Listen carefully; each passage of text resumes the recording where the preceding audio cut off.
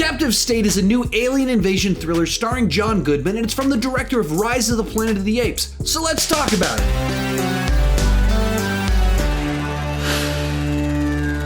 Nearly a decade after aliens invaded and conquered the Earth, peace has been reached under alien rule, but a resistance has formed in a Chicago suburb with intentions to start a war. While the film is about an alien invasion and it does show the aliens, the plot itself is about the human rebellion against other humans who are working with the aliens. The aliens themselves are kind of in the background. They make a few appearances here and there, but the main plot line is about this rebellion and their kind of plot to kind of cause unrest and the kind of conspiracy theories that go around it. Given the director and how much I liked Rise of the Planet of the Apes, I was very interested in this movie going into it. But before I give my opinion on it, go ahead and tell me, what did you think about it down below in the comment section? Did you love it? Did you hate it? Is it somewhere in between?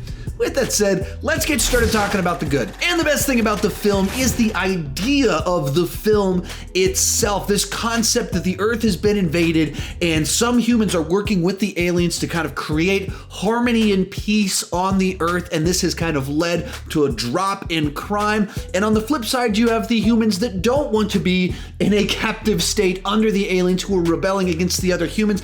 That's a very interesting concept and a setup to tell a whole bunch of different types of stories, and a very intriguing film. And inside of that, they've decided to tell one kind of about a plot and scheme to kind of cause unrest. Has a bunch of conspiracy elements inside of it. You don't know who to trust. All of those are really good ideas for a film. Along those same lines, there's a nice cast here, especially with John Goodman. He always delivers solid performances. He's not given anything here that's, gonna get an Oscar nomination or anything, but he is always a solid performer, and everyone else does a very nice job in a film that has some pretty kooky ideas and sequences inside of it. And as you move towards the end of this film, it does kind of conclude on some pretty satisfying notes in the end.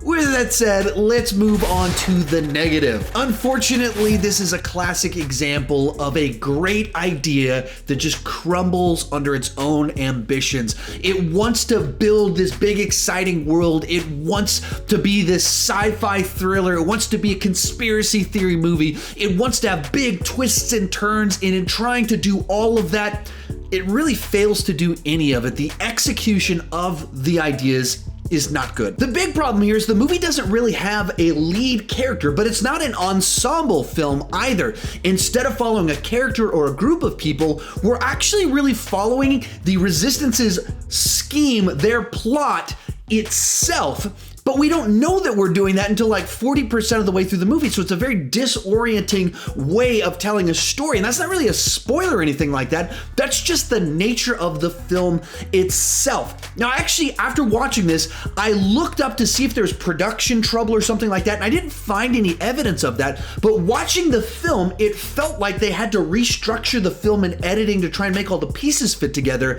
And we lost the lead character inside the mix of all this. I found no evidence of that, but that's what it felt like. So for the first 30 minutes of the movie, we're kind of following two characters, and then one of them disappears for about 30 minutes entirely as we start to follow a totally different group of people as something happens. And then the second lead from the first 30 minutes is just passively kind of watching things as they're happening.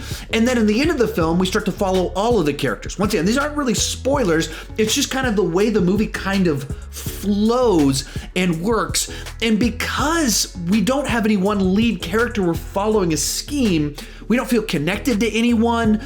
There's not like an emotional tie, and the movie also doesn't really have any character arcs or character development inside of it. We're just watching the story unfold. We have twists, we have turns, we have reveals, but not really characters that we care about. It's also the type of film that by the time you get to the end of it and they give you all the answers and the reveals, you kind of feel like, I'm not quite sure that all of that makes a whole lot of sense.